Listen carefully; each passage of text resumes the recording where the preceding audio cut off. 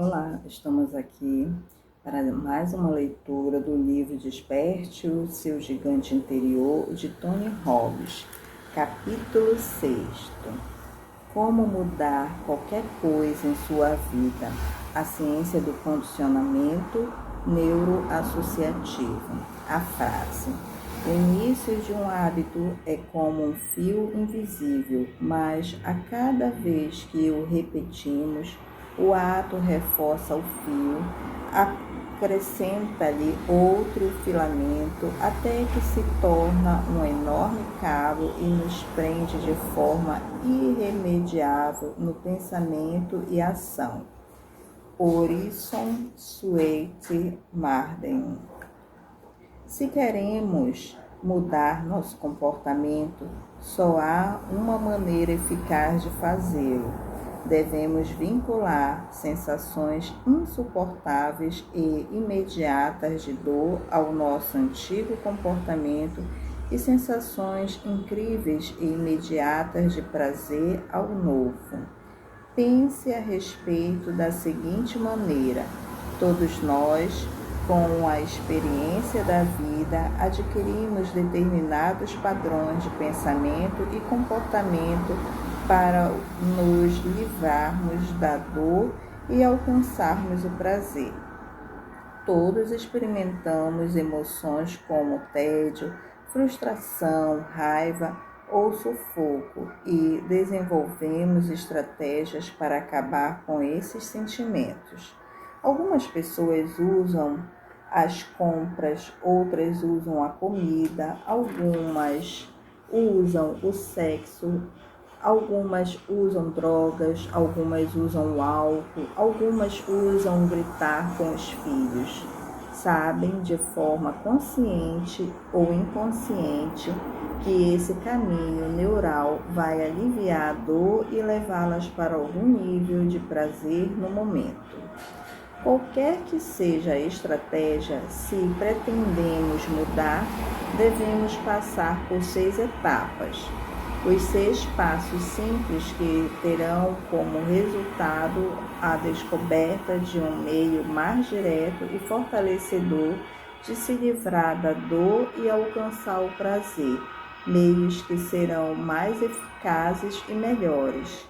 Esses 6 passos do NAC lhe mostrarão como criar um caminho direto para sair da dor e chegar ao prazer, sem desvio enfraquecedores. São os seguintes. Passo 1. Decida o que você realmente quer e o que o impede de ter agora. Você ficaria surpreso se soubesse quantas pessoas me procuravam para um trabalho terapêutico particular e quando eu lhes perguntava o que queriam, passavam 20 minutos me dizendo o que não queriam ou relatando as coisas que não mais desejavam experimentar.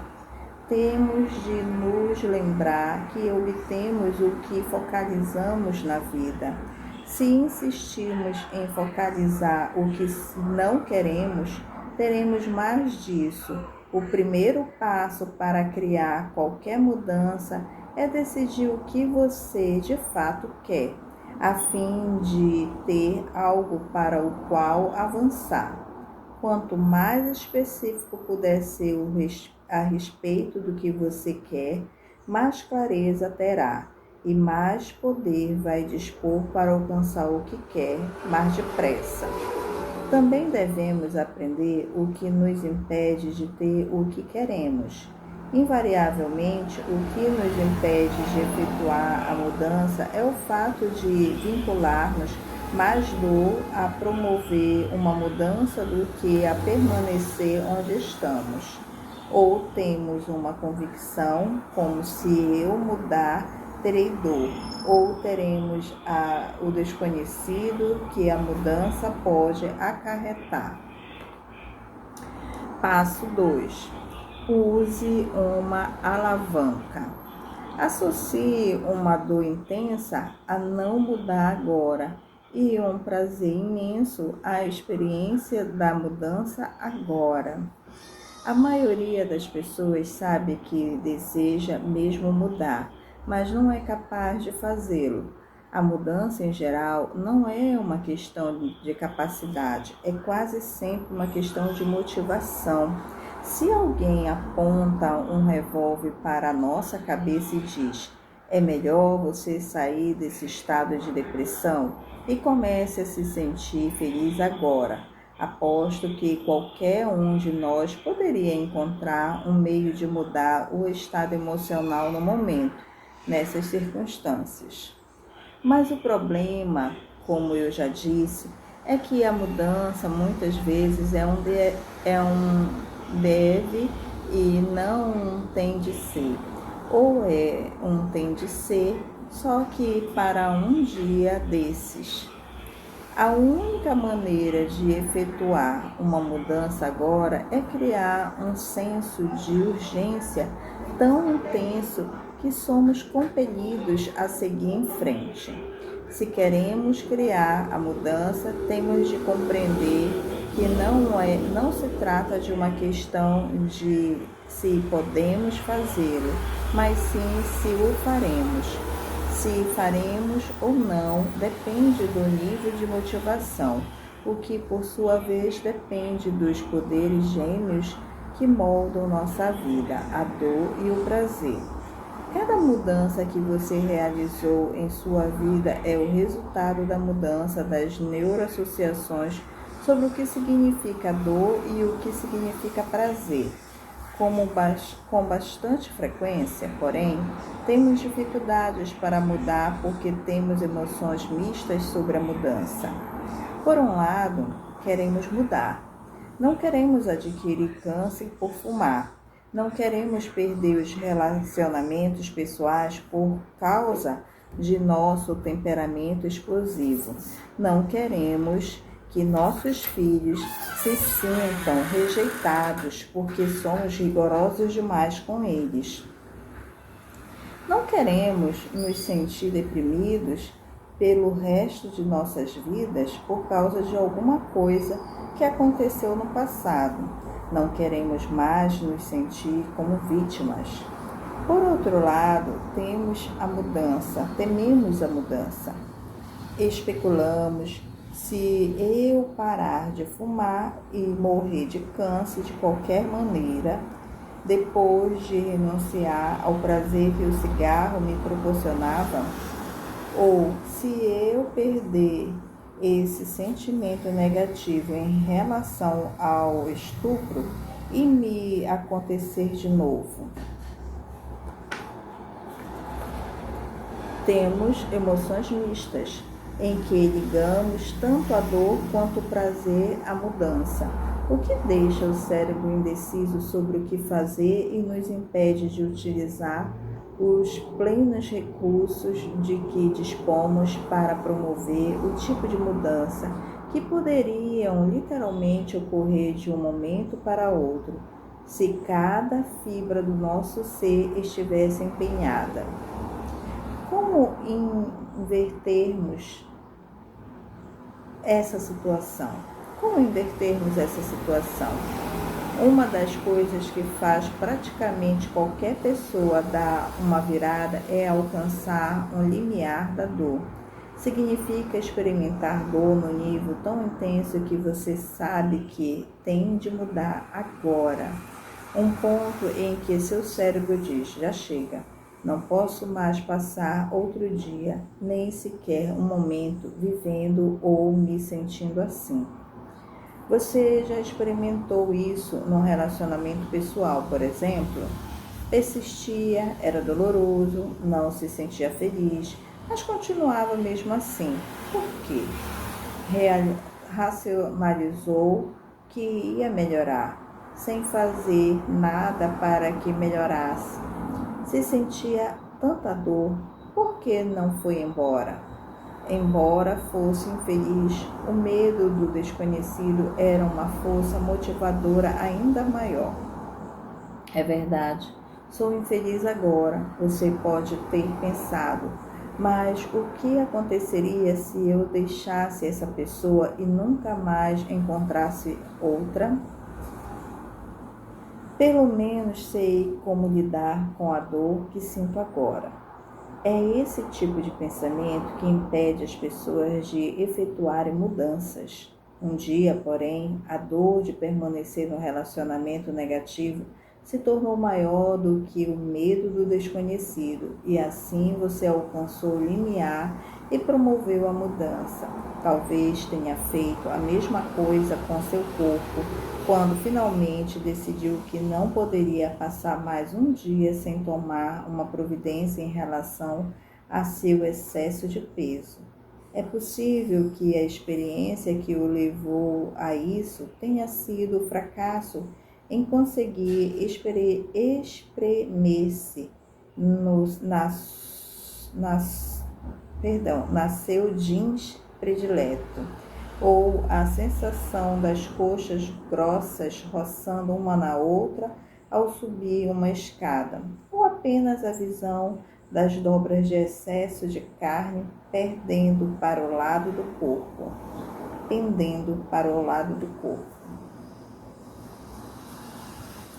A dieta especial. Uma mulher que compareceu a um seminário recente me contou a estratégia infalível que desenvolvera para se livrar dos quilos indesejáveis. Ela e uma amiga assumiram várias vezes o compromisso de emagrecer, mas sempre fracassavam no cumprimento da promessa. As duas acabaram chegando a um ponto em que emagrecer era imperativo. Baseadas no que lhes ensinei, precisavam de alguma alavanca para superar o impasse. Precisavam dar um jeito para que o não cumprimento da promessa fosse mais doloroso do que qualquer outra coisa que pudesse imaginar. Decidiram assumir o compromisso uma com a outra e com um grupo de amigas de que, se falhassem desta vez, cada uma teria de comer uma lata inteira de carne para cachorro. Para evitar qualquer anseio, essas duas mulheres de iniciativa contaram a todo mundo e mantinham as latas bem à vista, em todas as ocasiões, como um constante lembrete.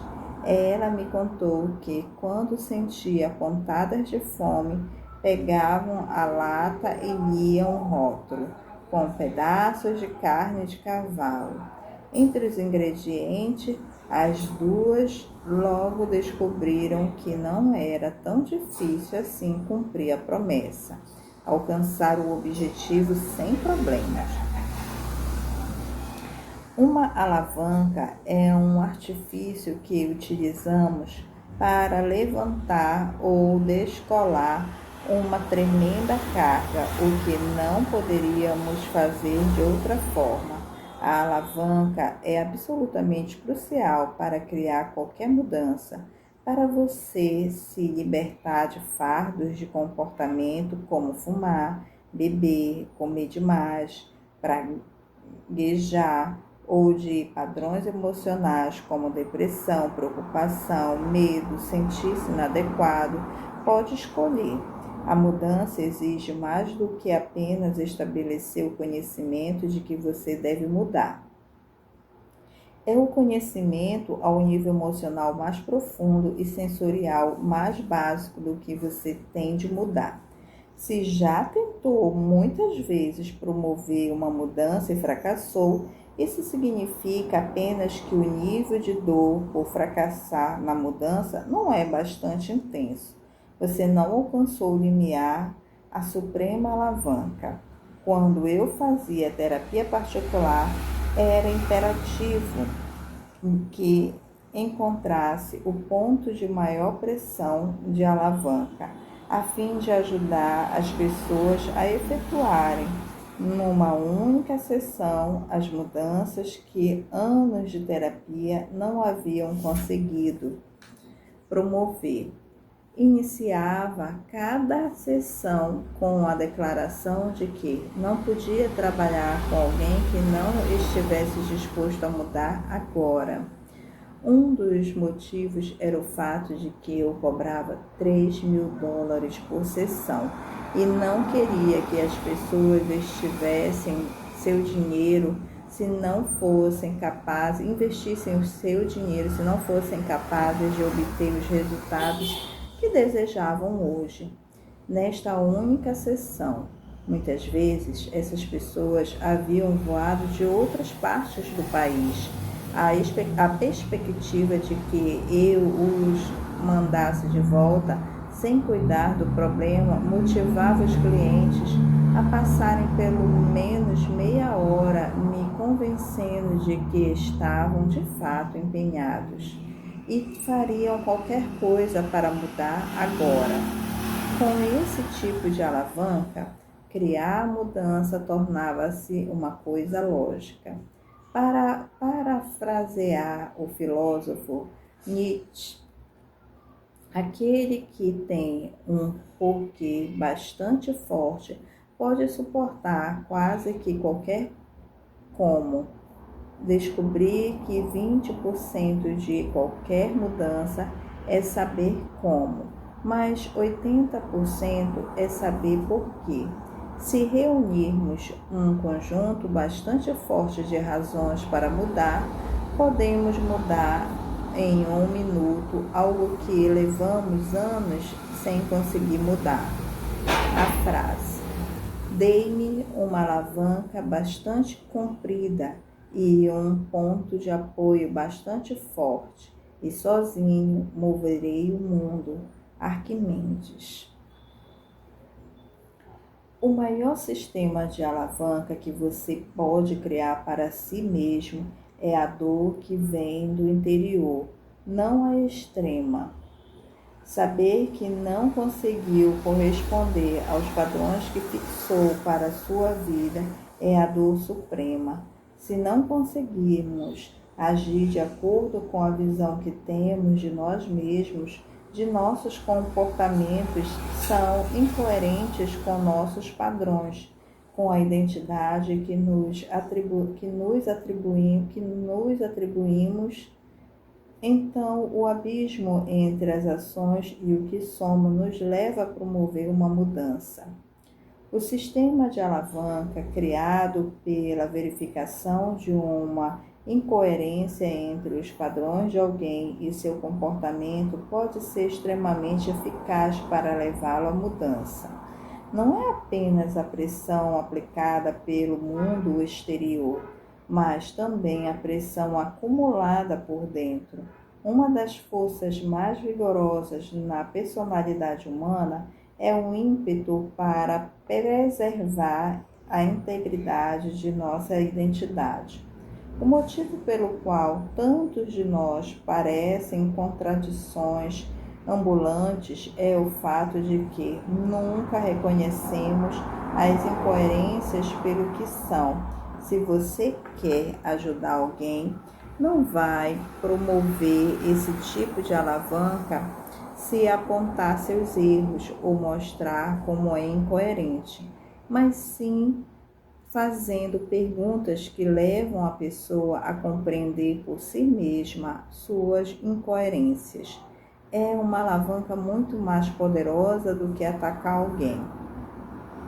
Se você tentar exercer apenas uma pressão externa, a pessoa vai reagir, mas é quase impossível resistir à pressão interna.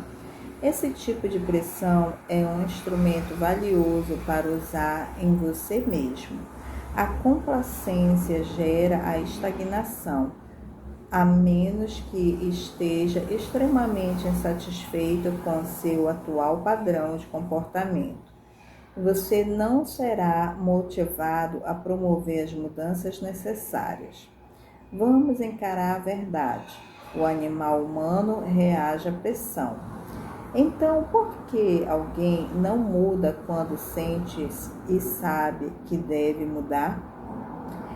É que as pessoas associam mais dor a promover a mudança do que a não mudar.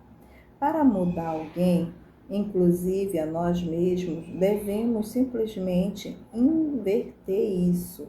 para que não mudar se torne doloroso demais, doloroso além do limite de tolerância, e a ideia de mudança seja atraente e agradável. Para obter a pressão de alavanca genuína, faça a si mesmo as perguntas que introduzem a dor. O quanto vai me custar se eu não mudar? A maioria das pessoas permanece ocupada demais a avaliar o preço da mudança. Mas qual é o preço de não mudar? Em última análise, o que faltará em minha vida se eu não efetuar a mudança? O quanto já me custa em termos mentais, emocionais, físicos, financeiros e espirituais? Faça com que a dor de não mudar lhe pareça tão real, intensa e imediata que não poderá adiar a ação por mais tempo. Se isso não criar bastante força de alavanca, então focalize como isso afeta as pessoas que você ama, seus filhos, parentes, amigos. Muitas pessoas fazem mais pelos outros do que por si mesmas.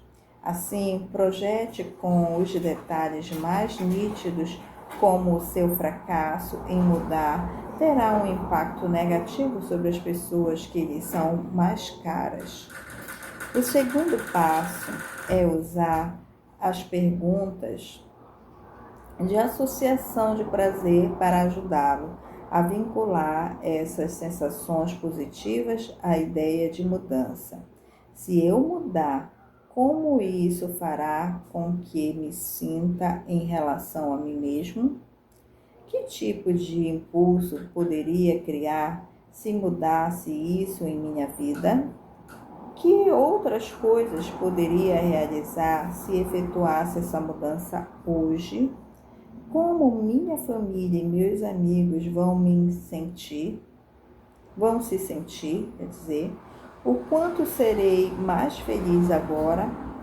A chave é obter muitas razões, ou melhor ainda, razões bastante fortes para que a mudança ocorra imediatamente, não em um dia qualquer do futuro. Se você não se sentir compelido a promover a mudança agora, então não terá uma autêntica alavanca. Agora que você já vinculou a dor por não mudar seu sistema nervoso e o prazer por efetuar a mudança, é impelido a criar uma mudança e pode passar para o terceiro passo do NAC. Passo 3. Interrompa o padrão limitador. A fim de nos sentirmos sistematicamente de uma determinada maneira, desenvolvemos padrões característicos de pensamento, focalizando as mesmas imagens e ideias, formulando para nós as mesmas perguntas. O problema é que a maioria das pessoas deseja um resultado, mas continua a agir da mesma maneira. Houve uma ocasião que a definição da insanidade é fazer sempre as mesmas coisas e esperar um resultado diferente. Por favor, não me entenda mal. Não há nada de errado em você. Não precisa ser consertado. E sugiro que evite qualquer pessoa que use essas metáforas para descrevê-lo. Os resultados de que precisa para mudar qualquer coisa em sua vida estão dentro de você neste momento. Acontece apenas que possui um conjunto de neuroassociações que habitualmente o levam a não aproveitar toda a sua capacidade. O que você deve fazer é reorganizar seus caminhos neurais a fim de que o guie de uma forma sistemática na direção de seus desejos, em vez de suas frustrações e medos. A fim de obter novos resultados em nossa vida, não basta apenas saber o que queremos e ter uma alavanca apropriada. Podemos estar muito motivados à mudança, mas se continuamos a fazer as mesmas coisas, a manter os mesmos padrões impróprios, nossa vida não vai mudar e só experimentaremos mais e mais dor e frustração. Já reparou numa mosca aprisionada numa sala? Procura de imediato pela claridade, por isso voa para a janela, bate contra o vidro muitas e muitas vezes, até por horas a fio. Já notou que as pessoas também fazem isso? Então, estão motivadas para a mudança e têm uma alavanca poderosa, mas nem toda a motivação do mundo será capaz de ajudar se você tentar escapar por meio de uma janela fechada. Tem de mudar seu curso. A mosca só tem uma chance se recuar e procurar por outra saída. Se mantivermos o mesmo padrão antigo, obteremos os mesmos resultados antigos. Os discos criam sempre os mesmos sons por causa de seu padrão, o suco contínuo em que os sons foram codificados. Mas o que aconteceria se um dia eu pegasse seu disco e usasse uma agulha para arranhá-lo de um lado para outro, dezenas de vezes? Se eu fizer isso com bastante força, haverá um ponto em que o padrão será interrompido tão fundo que o disco nunca mais tocará da mesma forma. Assim também, a simples interrupção do padrão de comportamento ou emoção limitadores de alguém pode mudar completamente sua vida, porque às vezes também cria uma força de alavanca. E só com esses 2 passos se pode mudar quase tudo. Os passos adicionais do NAC são apenas um meio de fazer com que as mudanças durem e lhe permitir desenvolver novas opções agradáveis e fortalecedoras. Criei um curioso padrão de interrupção em um dos meus seminários de 3 dias de poder ilimitado, poder sem limites, em Chicago. Um homem alegou que queria se livrar do seu hábito de comer chocolate, mas ficou patente para mim que ele recebia muito prazer de sua identidade como um viciado em chocolate. Até usava uma camisa com a frase: "Eu quero o mundo, mas me contentarei comendo chocolate." Era uma prova incontestável de que aquele homem, embora pudesse ter o desejo de parar de comer chocolate, também tinha muito ganho secundário para manter o hábito. Às vezes, as pessoas querem criar mudança, porque um comportamento ou padrão emocional lhes cria dor, mas podem também extrair um benefício da própria coisa que tentam mudar. Se uma pessoa fica doente, por exemplo, e de repente todos a envolvem, dispensando a maior atenção, pode descobrir que a doença não cura tão depressa quanto deveria. Ao mesmo tempo em que deseja superar a dor, pode também querer inconscientemente mais do prazer de saber que os outros se importam. Você pode fazer tudo direito, mas se o ganho secundário for muito forte, vai se descobrir voltando aos meios antigos.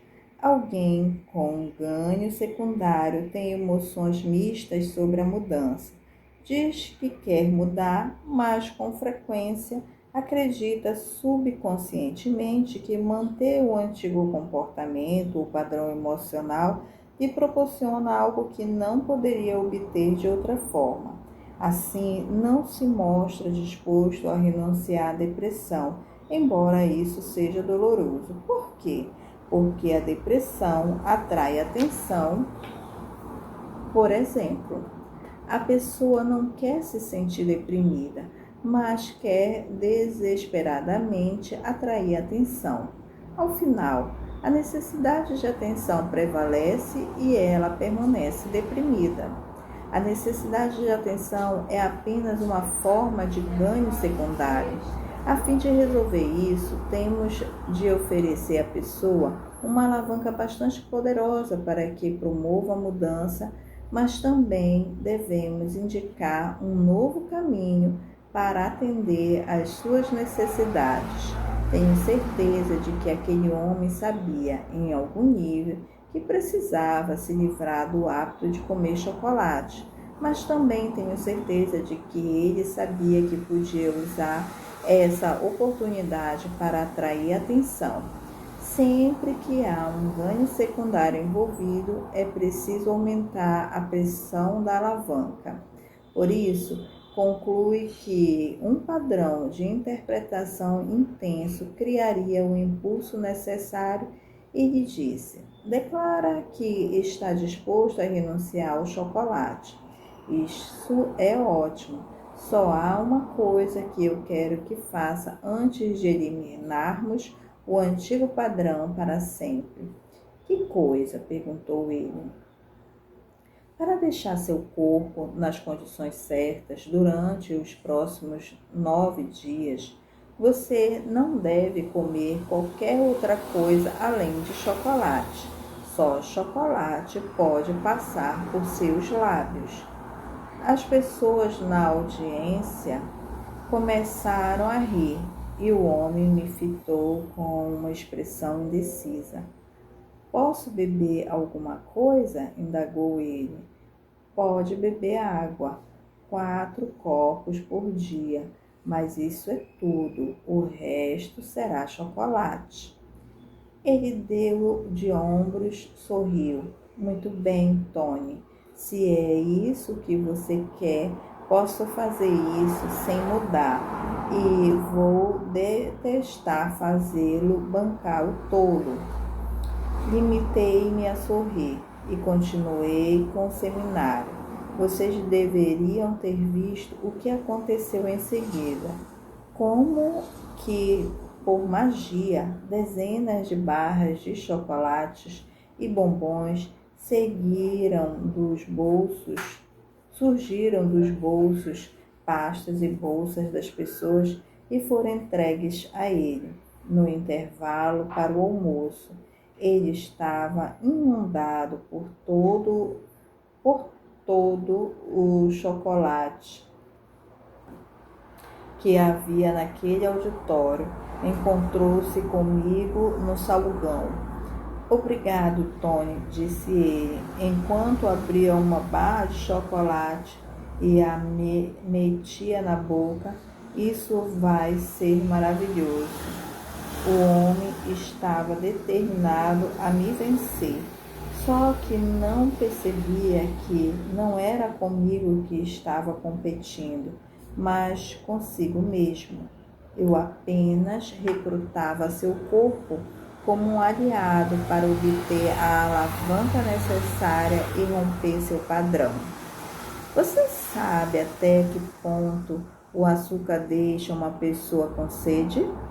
Ao final do dia, a garganta do homem estava ressequida e ele perdera a paixão por chocolate, enquanto as pessoas continuavam a lhe oferecer mais e mais barras e bombons. No segundo dia, ele já perdera o senso de humor, mas ainda não se mostrava disposto a ceder. Insisti para que comesse mais um pouco de chocolate.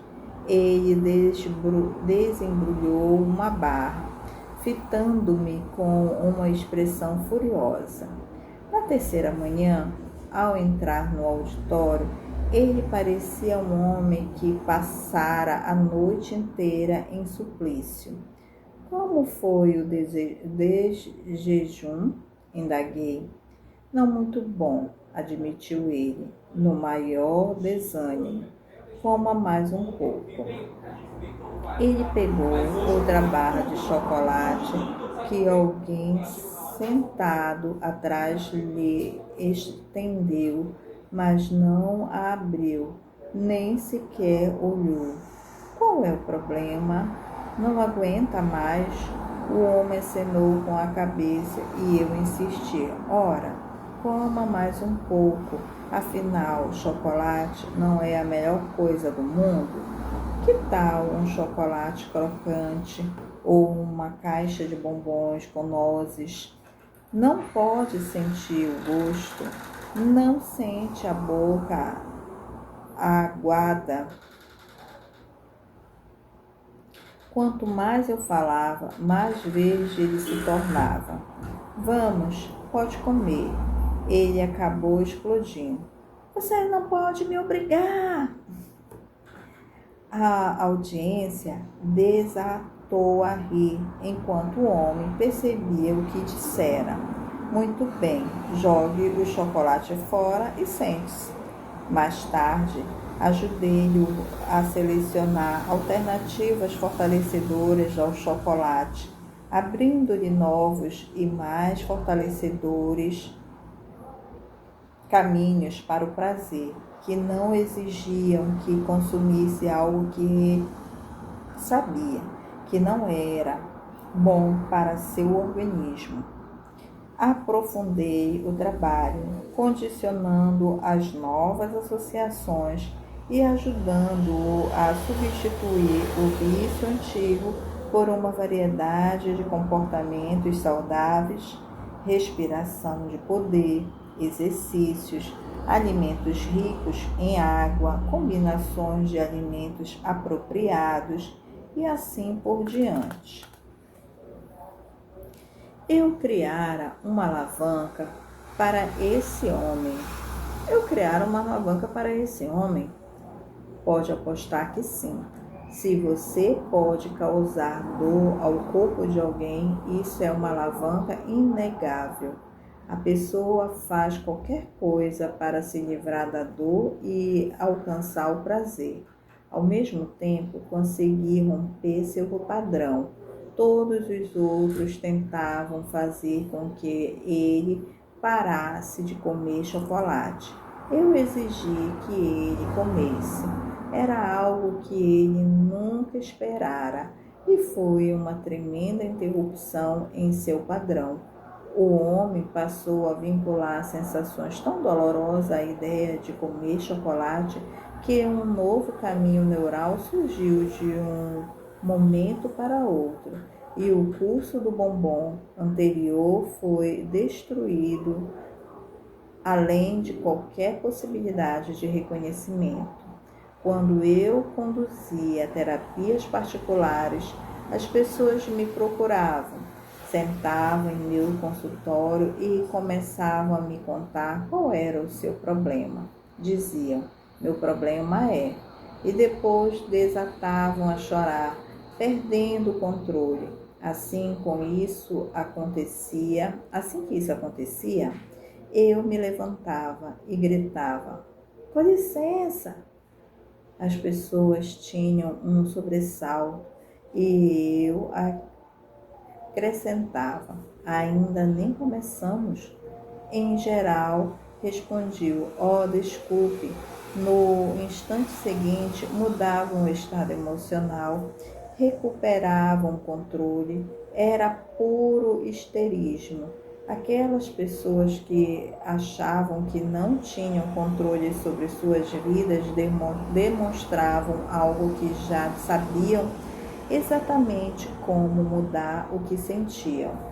Uma das melhores maneiras de interromper o padrão de alguém é fazer coisas que a pessoa não espera. coisas que são radicalmente diferentes de tudo que já experimentaram antes. Pense em alguns meios de interromper seus próprios padrões. Tire um momento para pensar em algum dos meios mais agradáveis e vigorosos para interromper um padrão de se sentir frustrado, preocupado ou sufocado. Na próxima vez em que começar a se sentir deprimido, levante-se de um pulo, olhe para o céu e grite no seu tom mais idiota: Aleluia! Meus pés não estão fedendo hoje. Uma ação tola como essa vai desviar sua atenção, mudar seu estado e, com certeza, alterar o estado de todos ao seu redor. Quando as pessoas percebem que você não está mais deprimido, apenas enlouqueceu. Se você come demais, numa base regular, e quer parar, eu lhe darei uma técnica que vai funcionar, sem a menor sombra de dúvida, se estiver disposto a se empenhar. Na próxima vez em que se descobrir comendo demais num restaurante, levante-se de um pulo, recue 2 ou 3 passos, aponte para sua cadeira e grite o mais alto que puder: Oco! Garanto que se fizer isso 3 ou 4 vezes, à vista de uma porção de pessoas, nunca mais vai comer demais. Passará a vincular uma dor intensa a esse comportamento.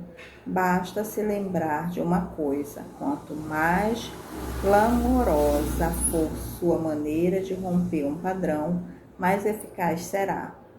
Uma das distinções fundamentais para se interromper um padrão é a necessidade de fazê-lo no momento em que o padrão se torna recorrente.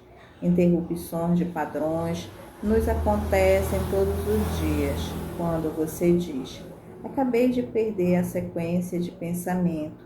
Está indicando que algo ou alguém interrompeu seu padrão de concentração. Alguma vez já esteve profundamente absorvido numa conversa com um amigo? Alguém interrompeu por um momento e depois você retomou o diálogo especulando: onde é mesmo que estávamos? Claro que isso já lhe aconteceu e é um exemplo clássico de interrupção de padrão.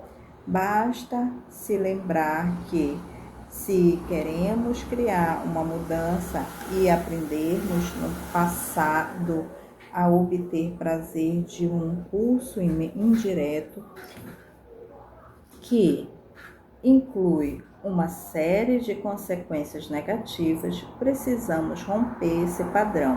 Precisamos demonstrá-lo além do reconhecimento, encontrar um novo padrão. Esse é o passo seguinte e condicioná-lo várias vezes até que se torne o enfoque consistente.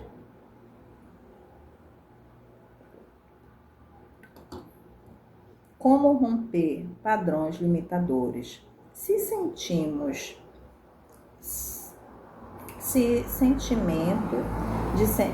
Como romper padrões limitadores de sentimento e ação? Com frequência, é verdade que interromper um padrão muitas vezes pode mudar praticamente qualquer coisa.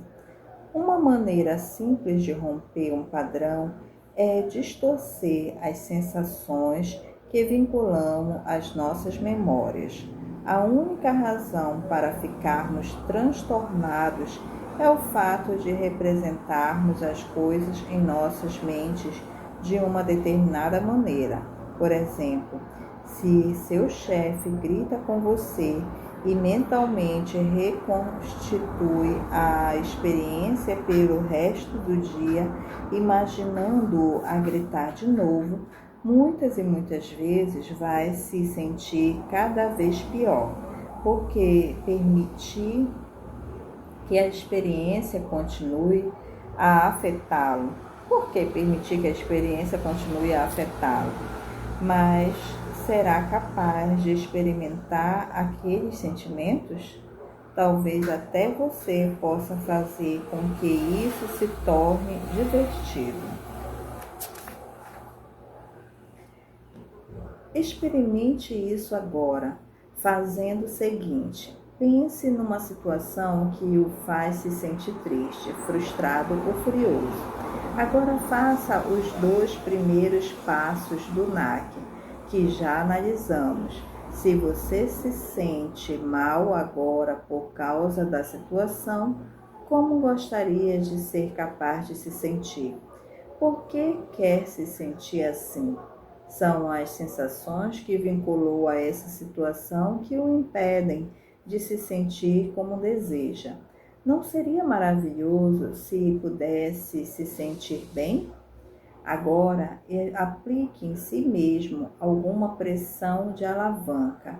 Se não mudar como se sente em relação à situação, como continuará a se sentir? Muito mal, posso apostar. Quer pagar esse preço e carregar sempre essas sensações negativas em relação à pessoa ou situação? Se pudesse mudar agora, não se sentiria melhor? O padrão de distorção. Você já dispõe de alavanca suficiente. Agora distorça os padrões enfraquecedores até que não mais aflorem. Depois de ler isto, dê os passos seguintes. Primeiro, veja em sua mente a situação que tanto o incomoda. Projete-a como se fosse um filme. E não fique transtornado com isso. Apenas assista uma vez, registrando tudo o que aconteceu. 2. Transforme a experiência num desenho animado. Acomode-se em uma cadeira, com um sorriso largo e tolo. Respire fundo e projete a imagem de trás para frente, o mais depressa que puder, vendo tudo acontecer ao inverso. Se alguém disse alguma coisa, observe-o engolindo as próprias palavras. Deixe o filme correr para trás bem depressa. Depois projete-o para frente ainda mais depressa. Mude agora as cores das imagens, a fim de que o rosto de todos tenha as cores do arco-íris. Se há alguém que, em particular, que o transtorne, faça com que suas orelhas se tornem enormes, como as de Mickey Mouse, e que seu nariz cresça como o do Pinóquio. Faça isso pelo menos uma dúzia de vezes, para a frente e para trás, para os lados, riscando o registro das imagens com tremenda velocidade e humor. Crie alguma música em sua mente ao fazer isso. Pode ser a sua música predileta ou alguma melodia típica do desenho animado. Vincule esses sons estranhos à imagem antiga que tanto transtornava. Isso vai, com certeza, mudar as sensações. A chave de todo o processo é a velocidade com que você faz o filme voltar e o nível de humor e exagero que consegue associar. 3. Pense agora na situação que o incomodava e verifique como se sente agora.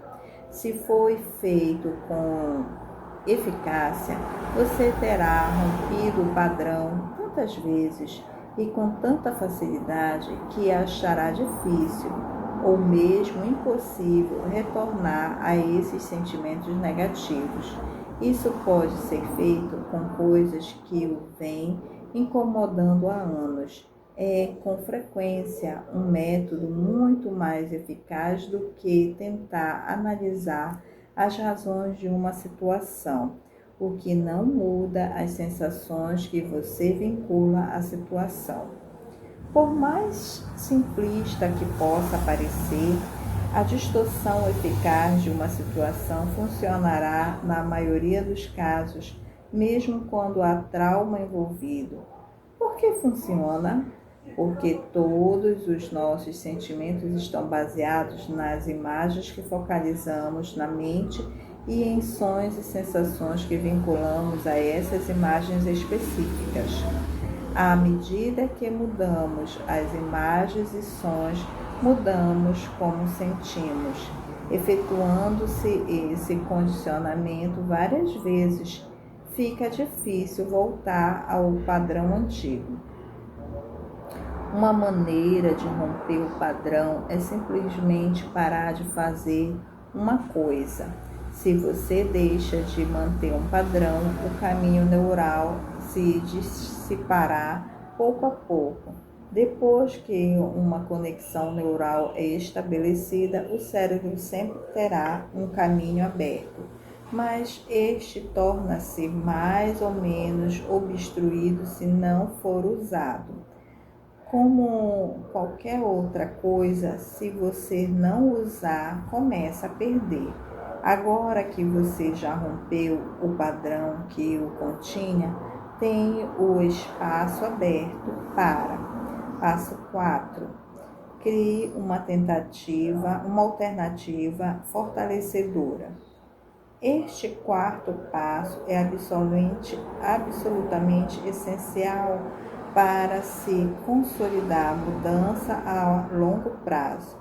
Na verdade, o fracasso da maioria das pessoas em encontrar um caminho alternativo para sair da dor e assumir os sentimentos de prazer é causa principal para que suas tentativas de mudança sejam apenas temporárias. Muitas pessoas chegam ao ponto de que têm de mudar, em que a mudança é imperativa, porque vinculam muita dor ao padrão antigo e muito prazer a uma ideia de mudar, até interromper seus padrões. Depois disso, no entanto, nada tem para substituir o padrão antigo. Lembre-se de que todos os seus padrões neurológicos são projetados para ajudá-lo a se livrar da dor e alcançar o prazer. Esses padrões são bem estabelecidos, podem ter efeitos colaterais negativos, mas se você aprendeu que um hábito pode livrá-lo da dor, voltará a assumi-lo repetidas vezes se não encontrou um meio melhor de obter os sentimentos que deseja. Se você seguiu cada um dos passos descritos, tem uma noção clara do que queria e do que o impedia de alcançar o objetivo, dispõe de uma alavanca para si mesmo, interrompeu o padrão e agora precisa preencher a lacuna com um novo conjunto de opções que lhe proporcionaram os mesmos sentimentos agradáveis, sem os efeitos colaterais negativos. A partir do momento em que deixa de fumar, você deve ter um novo meio ou vários novos meios de substituir os benefícios, quaisquer que fossem, que costumava obter do antigo comportamento. Os benefícios dos antigos sentimentos ou comportamentos devem ser preservados pelos novos comportamentos ou sentimentos, ao mesmo tempo em que se elimina os efeitos colaterais. Pelo que você pode substituir a preocupação? Que tal a ação intensa num plano para alcançar seus objetivos? A depressão pode ser substituída pelo foco em como ajudar outras pessoas necessitadas. Se você não sabe direito como se livrar da dor e sentir prazer como um substituto ao fumo, bebida, preocupação ou outra emoção ou comportamento negativo, pode encontrar as respostas seguindo o exemplo de pessoas que mudaram sua situação. Procure pessoas que efetuaram mudanças permanentes. Garanto que vai descobrir que elas tiveram uma alternativa para substituir o comportamento antigo. Um bom exemplo disso é o meu amigo Fran Tarkenton. Quando Fran e eu começamos a fazer os meus programas de poder pessoal na televisão, ele tinha um hábito que me surpreendeu. Era viciado em mascar tabaco. Eu estava numa reunião com Fran e de repente ele virava a cabeça e cuspia. Não combinava com a imagem daquele homem vigoroso e elegante, mas há mais de 20 anos que ele fazia isso. Como Fran me diria depois, mascar tabaco era um de seus maiores prazeres na vida. Era como seu melhor amigo. Se estava viajando e sentia-se sozinho, podia mascar tabaco e a solidão acabava. Se chegou a comentar para alguns amigos que, se tivesse de optar entre sexo e mascar tabaco, escolheria mascar tabaco, o que achava disso como uma falsa neuroassociação. O que acham disso como uma falsa neuroassociação? Ele abrira um caminho para sair da dor e alcançar o prazer com o ato de mascar tabaco. Depois de anos de uso e reforço contínuos, criara uma linha tronco neural do tabaco para o prazer. Portanto, esse era seu caminho predileto de mudança. O que lhe aconteceu para mudar o comportamento? Ao final, ele acabou obtendo uma alavanca bastante forte para si mesmo. Um dia, com uma pequena ajuda de um amigo, Fran começou a perceber que mascar tabaco era uma tremenda incongruência com a qualidade do homem que se tornara. Representava uma falta de controle sobre sua vida. E como o comando da vida é um dos valores mais altos para Fran, esse era um padrão que não podia deixar de romper. Era doloroso demais se encontrar numa posição. Começou a orientar o foco da mente para a possibilidade de câncer na boca. Imaginou isso com extrema nitidez até que foi se afastando da ideia de mascar tabaco. O gosto passou a repugná-lo. As imagens ajudaram-no a criar uma alavanca para si mesmo e interromperam o padrão que ele usava antes, vinculando prazer ao uso do tabaco. O passo seguinte, mais importante, foi a descoberta de novos meios de obter prazer muito mais eficazes do que o tabaco. Ele se empenhou no trabalho como nunca antes e começou a produzir resultados que tornaram a sua empresa, a Knowledge Wire, numa das mais bem-sucedidas companhias de software de Wall Street. Com um vigor ainda maior, agora que precisava de uma nova companhia, decidiu atrair uma pessoa real e encontrou a mulher de seus sonhos. Aprendeu a obter do relacionamento todos os tipos de emoções e sentimentos que nunca fora capaz de obter de qualquer outra fonte. Muitas vezes, se apenas rompemos os padrões antigos, o cérebro procura automaticamente por um padrão substituto para nos proporcionar os sentimentos que desejamos. É por isso que as pessoas que rompem o padrão de fumar podem, às vezes, engordar. O cérebro procura por um novo meio de criar os mesmos tipos de sentimentos agradáveis e leva as pessoas a comer em grandes quantidades para obtê-los. A chave, portanto, é escolhermos conscientemente os novos comportamentos ou sentimentos com que vamos substituir os antigos. Uma pausinha aqui para...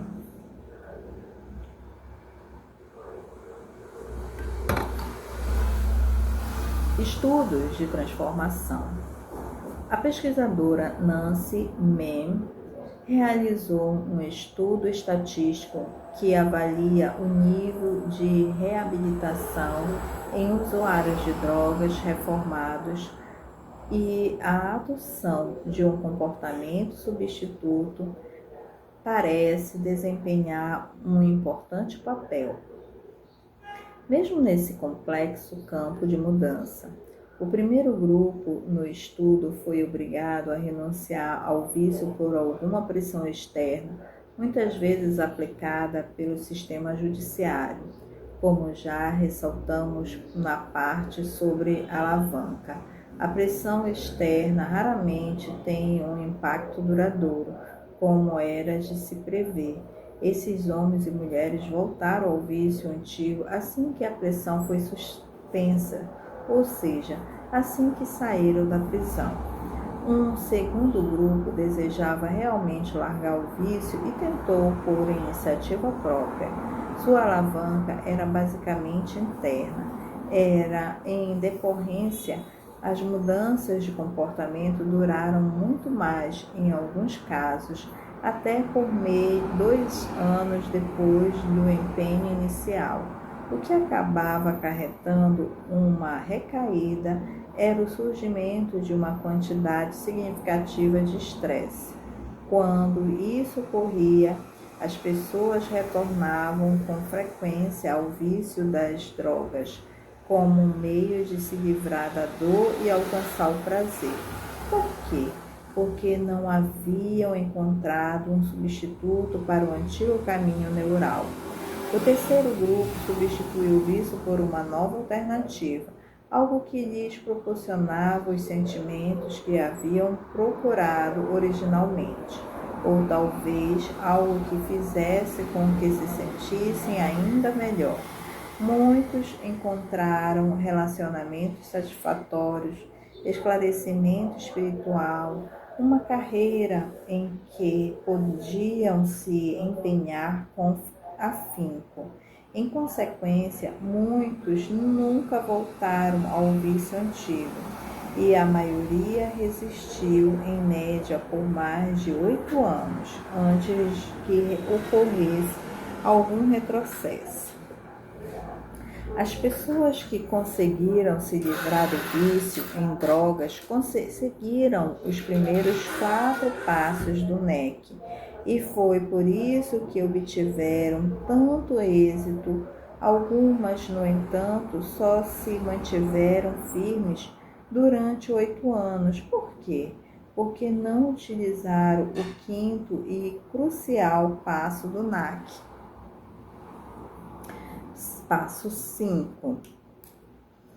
Condicione o novo padrão até que seja consistente.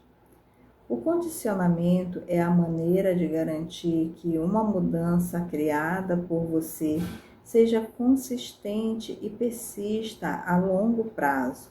O modo mais simples de condicionar algo é simplesmente ensiná-lo várias vezes, até que haja um caminho neurológico.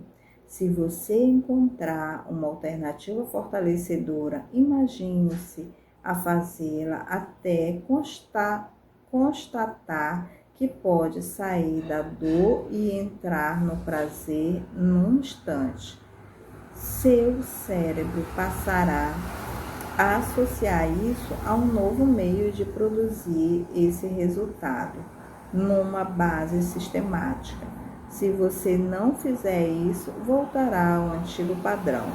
Se ensaiar a alternativa nova e fortalecedora muitas vezes, com tremenda intensidade emocional, vai abrir uma trilha e usando ainda mais repetição e emoção. Logo se tornará uma estrada para esse novo meio de alcançar resultados e passará a ser uma parte de seu comportamento habitual. Lembre-se de que seu cérebro não pode distinguir a diferença entre algo que você imagina de uma forma vivida e algo que de fato experimenta. O condicionamento assegura que você percorrerá automaticamente o novo curso, que se avistar uma das rampas de saída que antes sempre costumava pegar, agora seguirá em frente a toda velocidade e até será difícil pegá-las. O poder do condicionamento não pode deixar de ser superestimado. Li que o grande Larry Bird do Boston Celtics estava fazendo um comercial de refrigerantes em que deveria errar um arremesso. Ele fez 9 cestas seguidas antes de conseguir errar uma vez. Isso demonstra a força com que ele se condicionou ao longo dos anos. Quando a bola chega em suas mãos, ele inicia automaticamente um padrão para colocá-la na cesta. Tenho certeza de que, se examinássemos a parte do cérebro de Larry Bird vinculada a esse movimento, encontraríamos um substancial caminho neural. Compreenda que todos nós podemos condicionar qualquer comportamento em nós se usarmos bastante repetição e intensidade emocional. O passo seguinte é fixar um programa para reforçar seu novo comportamento. Como você pode se recompensar pelo sucesso? Não espere ter passado um ano sem fumar. Assim que passar um dia, dê uma recompensa a si mesmo. Não espere até perder 30 quilos. Não espere até perder 1 quilo que seja. No instante em que for capaz de empurrar o prato para o lado, ainda com comida, trate de se congratular. Determine uma série de objetivos a curto prazo, de pequenos marcos, e à medida que alcançar cada um, trate de se recompensar imediatamente. Se esteve deprimido ou preocupado agora, a cada vez que agir em vez de se preocupar, ou a cada vez que sorrir quando alguém lhe perguntar como vai e responder muito bem, procure se recompensar por já ter começado a efetuar as mudanças necessárias para garantir seu sucesso ao longo prazo. Assim, o sistema nervoso aprende a vincular grande prazer à mudança. As pessoas que querem emagrecer nem sempre veem resultados imediatos. Em geral, perde 1 quilo não transforma ninguém. Perder 1 quilo não transforma ninguém, milagrosamente. Numa Ellen McPherson ou no Mel Gibson. Portanto, é importante se recompensar assim que tomar algumas ações específicas ou fizer qualquer progresso emocional positivo, como optar em correr ao redor do quarteirão em vez de correr para o McDonald's mais próximo. Se não fizer isso, você pode se ver pensando, muito bem, perdi 1 quilo até agora, mas ainda estou gordo. isso vai durar para sempre? O caminho a percorrer é tão longo. Com isso, você pode usar essas avaliações a curto prazo como desculpas para se empanturrar. A compreensão do poder de reforço vai acelerar o processo de condicionar um novo padrão. Tive o prazer de ler um excelente livro que recomendo às pessoas que desejem fazer um estudo meticuloso sobre o condicionamento.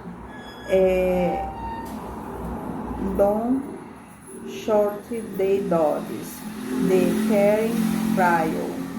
O livro apresenta algumas distinções simples sobre a modificação do comportamento animal que se comparam com as minhas próprias distinções adquiridas ao longo de anos sobre a moldagem do comportamento humano.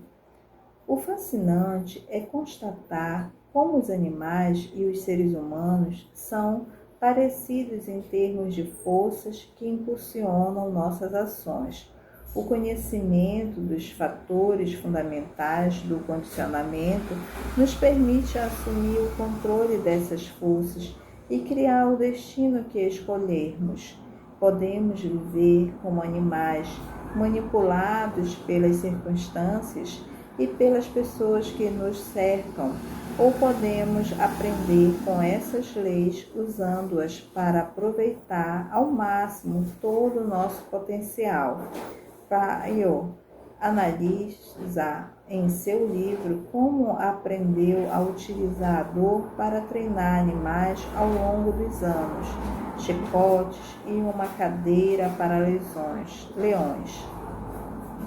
o freio para cavalos, a coleira para cachorros, mas enfrentou dificuldades quando começou a trabalhar com golfinhos, porque eles simplesmente nadavam para longe quando tentava lhes aplicar alguma dor. Isso levou-a a desenvolver uma compreensão mais profunda da dinâmica do treinamento de reforço positivo. A frase: não há nada que o treinamento não possa fazer. Nada está além de seu alcance. Pode transformar a moral ruim em boa. Pode destruir maus princípios e recriar os bons. Pode elevar homens e anjos. Mark Twain. O primeiro princípio organizador de qualquer tipo de condicionamento de sucesso é o poder do reforço. Devemos saber que, para produzir de uma forma sistemática qualquer comportamento ou emoção, devemos criar um padrão condicionado. Todos os padrões são os resultados de reforço. De forma mais específica, a chave para criar a consistência em nossas emoções e comportamentos é o condicionamento. A lei do reforço. Qualquer padrão de emoção ou comportamento que seja reforçado de um modo contínuo se tornará uma reação automática e condicionada. Qualquer coisa que deixamos de reforçar acabará por dissipar.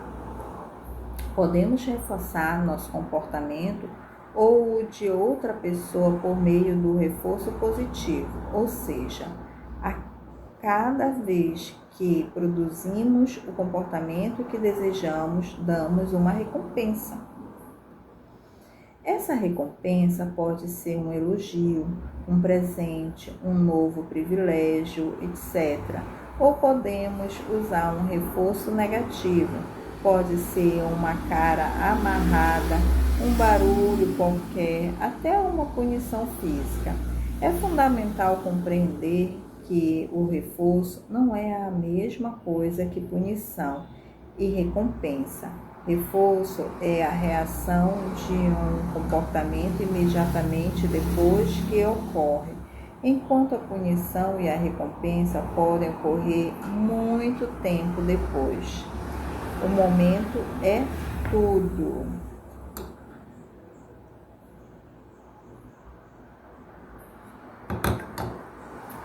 O momento apropriado é absolutamente fundamental para o condicionamento eficaz. Se um técnico grita "sensacional" quando seu time de basquete executa uma jogada perfeita, o impacto é muito maior do que se esperasse até a reunião no vestiário. Por quê? Porque sempre queremos vincular as sensações de reforço ao padrão que está ocorrendo. Um dos problemas de nosso sistema judiciário é que as pessoas que cometem atos criminosos muitas vezes só são punidas anos depois, em termos intelectuais. Podem saber o motivo para a punição, mas o padrão de comportamento que gerou esse problema permanece intacto. Não foi interrompido, não teve qualquer dor vinculada. Essa é a única maneira de mudar de fato nosso comportamento e nossas emoções a longo prazo. Devemos treinar o cérebro para fazer as coisas que são eficazes, não em termos intelectuais, mas sim neurológicos. O desafio, sem dúvida, é que a maioria das pessoas não compreendem que sempre estamos todos condicionados uns aos outros e moldando os comportamentos uns dos outros. E com frequência condicionamos as pessoas de uma forma negativa em vez de positiva. Um exemplo simples ocorreu com o ex-namorado de minha filha, Julie. Ela andava muito preocupada com a escola, as aulas de dança e uma peça em que participava. Ele queria que Julie lhe telefonasse todos os dias e quando ela deixou de ligar por alguns dias, o namorado causou-lhe muita dor no telefonema seguinte. Era evidente que ele queria que Julie o procurasse com mais frequência, mas sua estratégia para o reforço foi pressioná-la e censurá-la quando ela ligou. Alguma vez você já foi culpado disso? Se quer que seu namorado, namorada, Julie ou outra pessoa significa o procure com mais frequência, acha que seria capaz de pressionar para esse contato?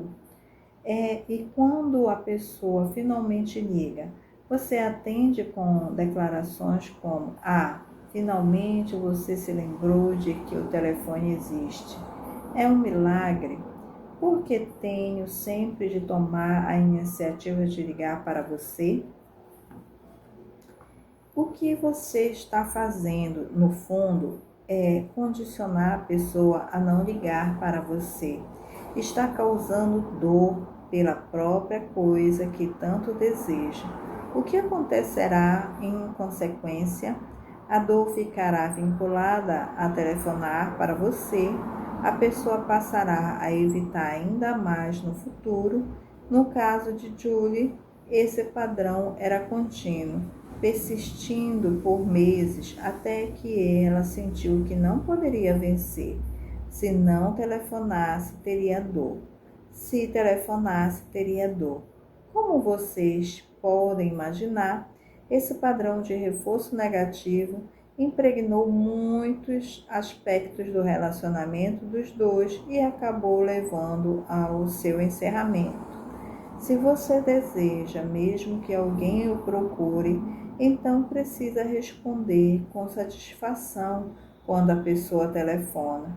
Se disser que sente saudade, que a ama, como fica feliz por falar com ela, não acha que a pessoa se tornará mais propensa a ligar de novo? Lembre-se de que deve vincular prazer a qualquer comportamento que deseja que alguém repita. Em minhas consultas a empresas nos Estados Unidos, já notei que a maioria tenta motivar seus empregados pelo uso de reforço negativo como estratégia primária, usando o medo da punição como elemento fundamental. Isso pode dar certo a curto prazo, mas não a longo prazo. Mais cedo ou mais tarde, as empresas se deparam com o mesmo problema da Europa Oriental. As pessoas só vivem no medo por algum tempo e depois se revoltam. A segunda grande estratégia usada pelas empresas é o incentivo financeiro. Embora seja uma excelente ideia, em geral apreciada, há um limite para sua eficácia. Sempre surge um ponto de retorno decrescente em que nem todos os incentivos adicionais induzem a uma maior qualidade no trabalho das pessoas. A verdade é que a maioria das empresas descobre que há um limite ao que se pode fazer nessa área. Se alguém reforça constantemente com dinheiro, as pessoas passam a esperar um retorno econômico imediato quando fazem algo de grande valor. Começaram a trabalhar apenas pela recompensa financeira e não farão coisa alguma se não a obtiveram, reduzindo a capacidade da empresa de atender às demandas econômicas dos empregados. A terceira e mais eficaz maneira de motivar as pessoas é por meio do desenvolvimento pessoal, ajudando-se os empregados a crescerem e se expandirem em termos pessoais. Eles passam a se sentir mais entusiasmados pela vida, pelas pessoas e seus empregos. Isso faz com que queiram contribuir ainda mais. Agem assim por um senso de orgulho pessoal, em vez de qualquer pressão exterior. Isso não significa que não se deva ter um programa de incentivos econômicos.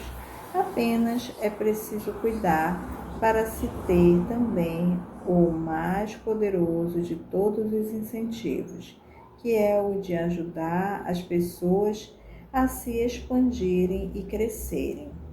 A frase, o bem e o mal, recompensa e punição, são os únicos motivos para uma criatura racional. Constituem a espora e o freio, pelos quais toda a humanidade é impulsionada e guiada. John Locke.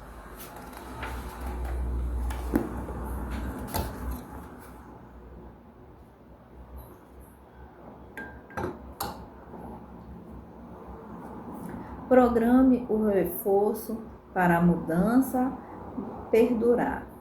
Quando você começa a instituir um novo comportamento ou um novo padrão emocional, é muito importante que reforce a si mesmo ou a alguma outra pessoa para a qual tenta estabelecer esses novos padrões. No início, sempre que efetuar o comportamento desejado, por exemplo, empurrar para longe um prato ainda com comida, você precisa oferecer um reconhecimento a si mesmo, um reforço agradável de um tipo que possa apreciar e desfrutar, mas se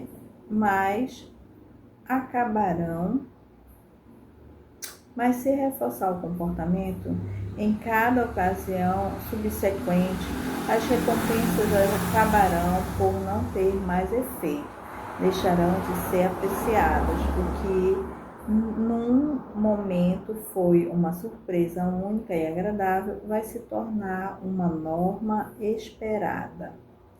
Por causa do meu compromisso de ajudar os necessitados, sempre que passo por aeroportos, dou dinheiro às pessoas que me pedem. Nunca esquecerei de um homem em particular que esmolava num ponto determinado de um terminal que eu frequentava. Mas uma manhã eu estava com pressa e não tinha qualquer dinheiro no bolso. Ao passar por ele, sorri e disse: Olá, lamento muito, mas hoje estou sem dinheiro. Ele ficou furioso porque eu deixara de lhe dar uma coisa que outrora se sentia emocionado ao receber.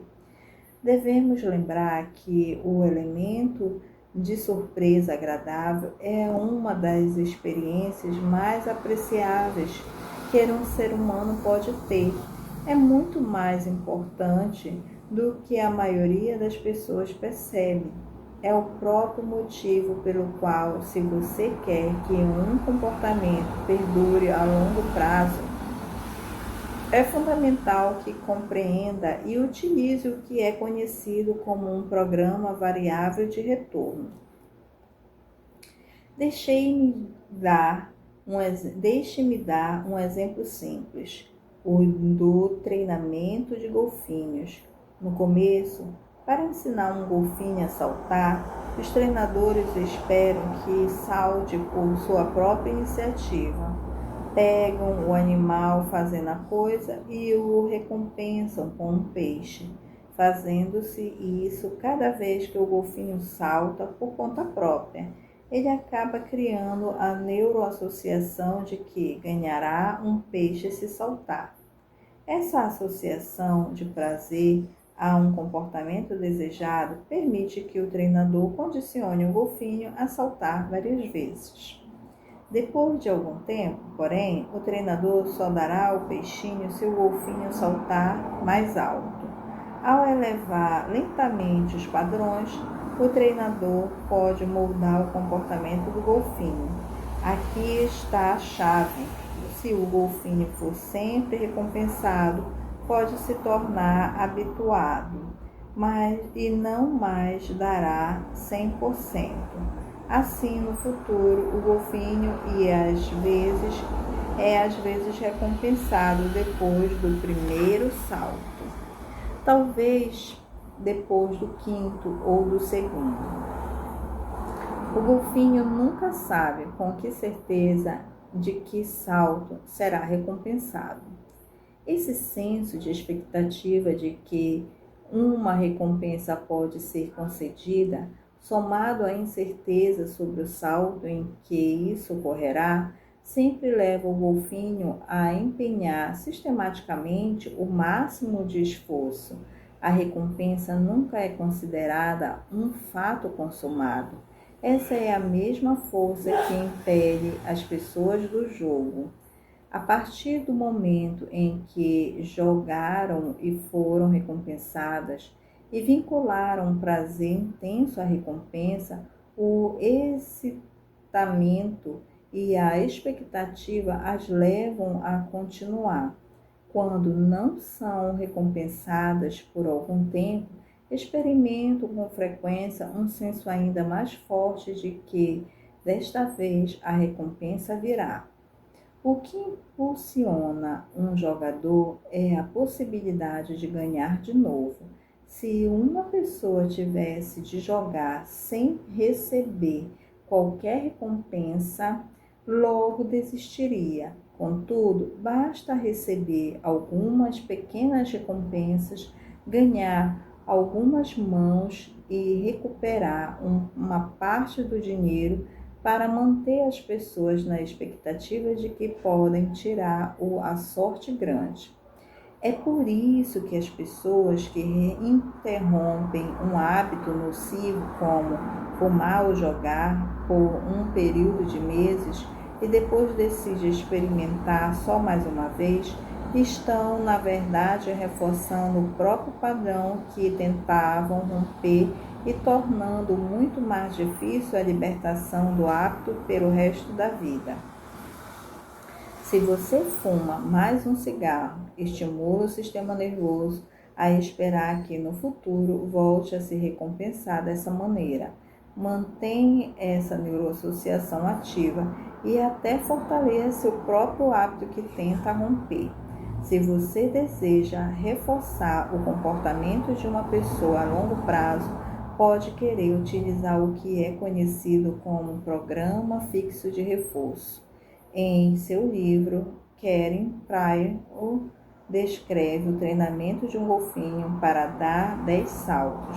Para se ter certeza de que o golfinho vai pular 10 vezes, você precisará recompensá-lo no 10º salto, em todas as ocasiões. Não se pode exigir comportamentos demais antes do reforço ocorrer, mas se o golfinho só for recompensado no 10º salto, logo aprende que não precisa fazer muito esforço nos 9 saltos anteriores e a qualidade declina. É a mesma reação que podemos observar em pessoas que recebem um cheque de pagamento a cada quinzena. Os empregados sabem que há certas coisas que se esperam dele, pelas quais recebem uma compensação regular. O problema é que muitas pessoas aprendem a fazer apenas o mínimo necessário para receberem a recompensa, porque não há surpresa. No trabalho, o pagamento é esperado, sem dúvida. Mas se for a única recompensa, então os trabalhadores farão apenas o que se espera deles e o mínimo possível pelo pagamento. Mas se houver surpresas ocasionais, como reconhecimento, gratificações, promoções e outros incentivos, eles farão o esforço extra na esperança e expectativa de que serão recompensados e reconhecidos. Lembre-se de que essas surpresas não devem ser previsíveis ou se tornam ineficazes, consideradas como certas. A expectativa é que impulsionará o comportamento, varie as recompensas e obterá melhores resultados ao efetuar a mudança em si mesmo ou em qualquer pessoa sob a sua supervisão. Há um terceiro instrumento para o reforço que também pode ser usado. É conhecido como jackpot, o prêmio acumulado ou grande prêmio. Um jackpot pode ajudá-lo a ampliar o reforço. Se, por exemplo, você dá de vez em quando a um golfinho não apenas um peixe, mas 3 ou 4, por seu comportamento, isso leva a esperar ainda mais. Cria a expectativa de que, em troca do esforço extra, pode haver uma enorme recompensa. Com o golfinho, a sempre se empenhar ao máximo. Os seres humanos reagem de forma similar. Nas empresas, com frequência, quando as pessoas recebem recompensas muito maiores do que esperavam, isso pode criar uma grande motivação para continuarem a prestar grandes serviços no futuro, na expectativa de receberem uma recompensa ainda maior. O mesmo princípio pode funcionar como mágica com seus filhos. Crie um salto inicial. O princípio do jackpot pode também ser usado com alguém que não está motivado a produzir quaisquer resultados. Mas, uma vez os treinadores têm um golfinho que parece não conseguir motivar, podem às vezes lhe dar uma dúzia de peixes, mesmo que o animal não tenha feito nada para merecer. O prazer que isso cria pode ser suficiente para romper o antigo padrão do golfinho, levando-o a tamanho estado de prazer que depois se mostrará disposto a ser treinado. Os seres humanos também são assim. Se alguém que parece não ter feito nada certo recebe de repente uma recompensa apenas por compaixão e interesse, isso pode estimulá-lo a assumir novos níveis e tipos de comportamento e desempenho. A coisa mais importante para se lembrar sobre o condicionamento, no entanto, é reforçar o comportamento desejado imediatamente. No instante em que você se descobrir a reagir com jovialidade ao que antes costumava irritá-lo. Trate de se reforçar, faça de novo e crie ainda mais prazer. Ria bastante. Lembre-se de que cada vez que você cria uma sensação emocional forte, seja positiva ou negativa, está criando uma conexão em seu sistema nervoso. Se repetir esse padrão, muitas vezes visualizando a mesma imagem que o faz se sentir forte ou o faz rir, descobrirá que é mais fácil ser forte ou rir no futuro. O padrão ficará consolidado. No instante em que você ou qualquer outra pessoa que queira reforçar fizer algo certo, crie uma recompensa imediata. Reforce sistematicamente com o tipo de recompensa que você ou a outra pessoa mais deseja. Dê a si mesmo a recompensa emocional de tocar sua música predileta, sorrir ou se ver alcançando seus objetivos. O condicionamento é fundamental. É assim que produzimos resultados consistentes. Mais uma vez, lembre-se de que qualquer padrão de comportamento emocional que for reforçado ou recompensado numa base sistemática se tornará condicionado e automático. Qualquer padrão que deixamos de reforçar acabará por se dissipar. Agora que você já deu os 5 primeiros passos, vamos passar para o passo final. Passo 6. Experimente.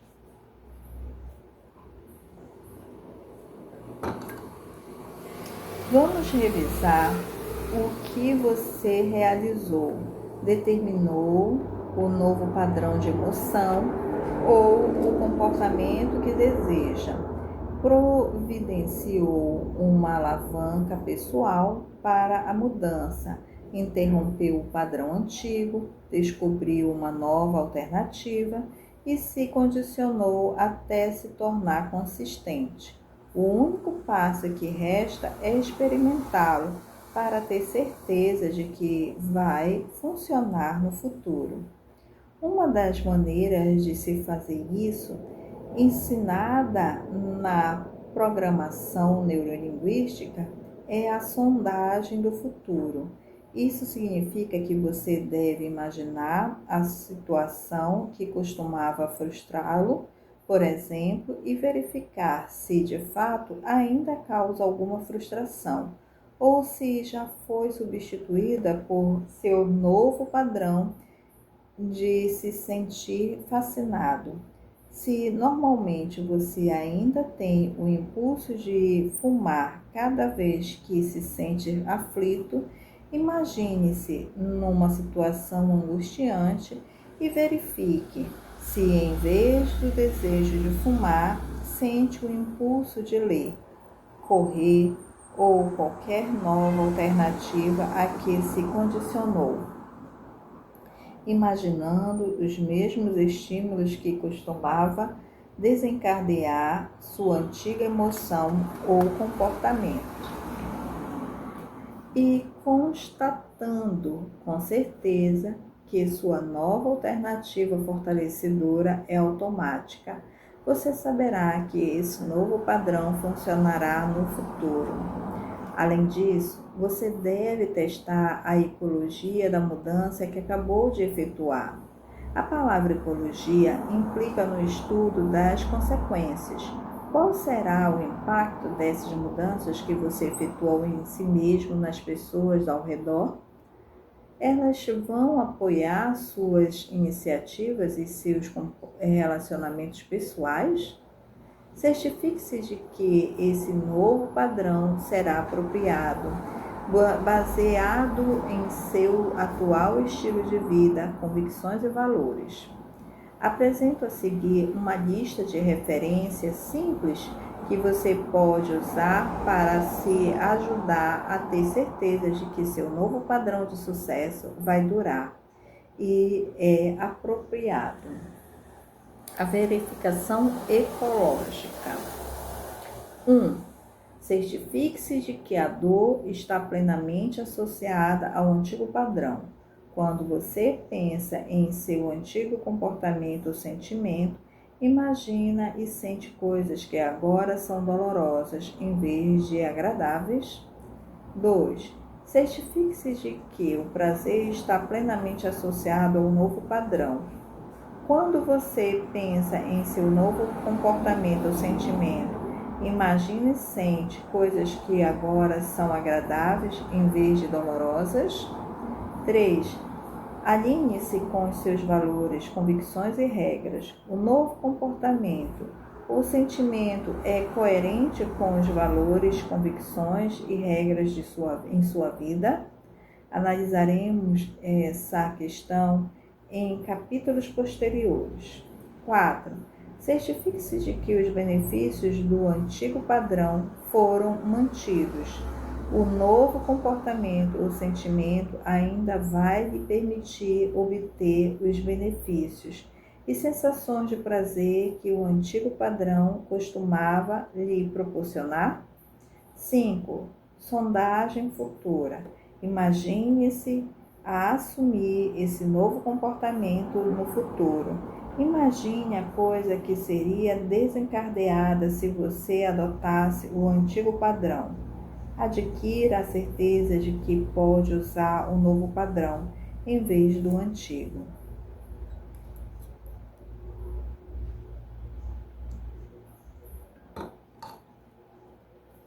Se sua tentativa de criar esse padrão não durar, você precisa voltar ao passo 1. Possui mesmo uma definição do que deseja e por que deseja. Revise o passo 2. A maioria das pessoas que tentou em vão fazer uma mudança geralmente não tinha pressão de alavanca suficiente. Talvez precise assumir um compromisso público a fim de obter mais alavanca para si mesmo. Fale com pessoas que não vão deixá-lo esquecer. Se você sente que há alavanca suficiente, verifique o passo 3, se sabe o que quer e dispõe de alavanca suficiente. É bem possível que seja como a mosca batendo repetidamente contra o vidro da janela. Fez as mesmas coisas muitas e muitas vezes, com mais e mais intensidade, mas não mudou seu enfoque. Você tem de interromper seu padrão. Se sente que todos esses passos estão certos, passe para o passo 4. Se seus esforços ainda não produziram uma mudança, é evidente que está omitindo esse passo. Encontre uma nova alternativa fortalecedora para sair da dor e entrar no prazer, tão poderosa e conveniente quanto seu antigo enfoque. Tudo isso significa que você tem agora uma oportunidade de explorar a possibilidade de ser um pouco mais criativo. Procure um modelo, alguém que conseguiu eliminar esse hábito ou conjunto de emoções negativas que você quer mudar. Temos uma charge e temos uma imagem. Ei, valentão, estou cansado de suplicar. Essa é a imagem. Vamos continuar. Terminando já. Próximo de terminar. Se começou a efetuar uma mudança, mas depois não continuou. É óbvio que não reforçou o padrão com prazer suficiente. Use o passo 5, o condicionamento. Utilize tanto o programa variável quanto o fixo de reforço para garantir a permanência de seu novo padrão fortalecedor. Os 6 passos no NAC podem ser usados para qualquer coisa: dificuldades nos relacionamentos, problemas no trabalho, empacar no padrão de berrar com os filhos. Digamos que você se preocupa demais com coisas sobre as quais não tem nenhum controle. Como pode usar os 6 passos para mudar esse padrão enfraquecedor? 1. Pergunte a si mesmo o que eu quero fazer em vez de me preocupar. 2. Providencie uma alavanca e compreenda o que a preocupação faz para destruir sua vida. Leve ao limiar. Verifique o quanto custaria a sua vida, em última análise, para que não deseje mais pagar esse preço. Imagine a alegria de se livrar dessa angústia e ser realmente livre de uma vez por todas. 3. Interrompa o padrão. Cada vez que se preocupar, trate de romper o padrão de uma maneira afrontosa. Enfie o dedo no nariz, arrote ou grite bem alto: "Que linda manhã!" 4. Crie uma alternativa fortalecedora. O que fará em vez de se preocupar?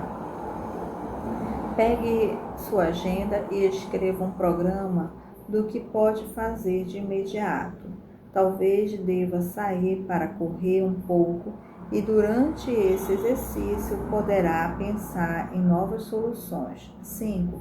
Condicione o novo padrão. Imagine e ensaie de uma forma vivida esse novo padrão, com tremenda intensidade emocional e repetição, até que o novo pensamento, comportamento ou padrão emocional se torne automático. Reforce com o primeiro passo. Imagine-se a alcançar o êxito muitas e muitas vezes. Ver os resultados com antecedência pode lhe proporcionar um prazer que deseja. Se a repetição e a intensidade emocional para condicionar o novo padrão até que seja consistente. 6. Verifique se funciona. Pense na situação que costumava preocupá-lo e observe se já não o preocupa mais. Você pode usar esses 6 passos no NAC até para negociar um contrato. 1. O primeiro passo é fixar as bases. Defina o que quer e o que impediu de conseguir, o que a outra parte quer, quais os benefícios para ambos, como saber que tem um bom contrato. 2. Crie uma alavanca, levando a outra pessoa a vincular dor a não fechar o negócio e prazer a realizá-lo. 3. Interrompa o padrão de qualquer convicção ou ideia que seja impedido a consumação do negócio. 4. Crie uma alternativa em que nenhum dos dois pensou antes e que atenderá às necessidades de ambos. 5. Reforce essa alternativa com um reforço constante do seu prazer e impacto positivo. 6. Verifique se será favorável a todos, uma situação em que todos ganham. Se assim for, negocie uma conclusão bem-sucedida. Os mesmos princípios podem ser usados para levar as crianças a arrumarem seus quartos, melhorar a qualidade do casamento, estimular o nível de qualidade de sua empresa, obter mais satisfação do trabalho e tornar seu país um lugar melhor para viver. Diga-se de passagem, às vezes, Os filhos usam os mesmos 6 passos conosco, numa forma abreviada. Lembre-se do que eu disse. Se você tiver alavanca suficiente e interromper o padrão de alguém com força necessária, a pessoa vai encontrar e condicionar um novo padrão. Um amigo meu tentou quase tudo que conhecia para deixar de fumar. Seu padrão finalmente foi rompido. Como? A filha de 6 anos entrou um dia na sala no momento em que ele acendia um cigarro. A menina sabia o que queria, tinha alavanca suficiente e interrompeu o padrão do pai ao gritar: "Por favor, papai, pare de se matar." "Mas do que você está falando, querida? Qual é o problema?" Ela repetiu e o pai protestou. "Ora, meu bem, não estou me matando." A menina balançou a cabeça, apontou para o cigarro e soluçou: "Por favor, papai, pare de se matar. Quero que você esteja presente quando eu casar." Esse homem já tentara parar de fumar dezenas de vezes e nada dera certo até aquele momento. O cigarro foi abandonado naquele dia e ele nunca mais fumou desde então. Com o coração do pai bem firme em suas mãos, ela obteve no mesmo instante o que desejava. Ele encontrou muitas alternativas para o cigarro que proporcionavam as mesmas sensações agradáveis. Se você der apenas os 3 primeiros passos do NAC, pode ser o suficiente para criar uma tremenda mudança. A partir do momento em que decidiu o que quer, obteve uma alavanca e interrompeu o padrão, a vida com frequência proporciona novos meios de olhar para as coisas. E se a alavanca for bastante forte, você será compelido a encontrar um novo padrão e condicioná-lo, e pode muito bem contar com o mundo para lhe dar o resto. Agora você tem o NAC da mudança. O fundamento é usá-lo, mas não o fará a menos que saiba para que o está usando. Você precisa saber o que realmente deseja. Deve descobrir. Gratidão e continuaremos o próximo capítulo.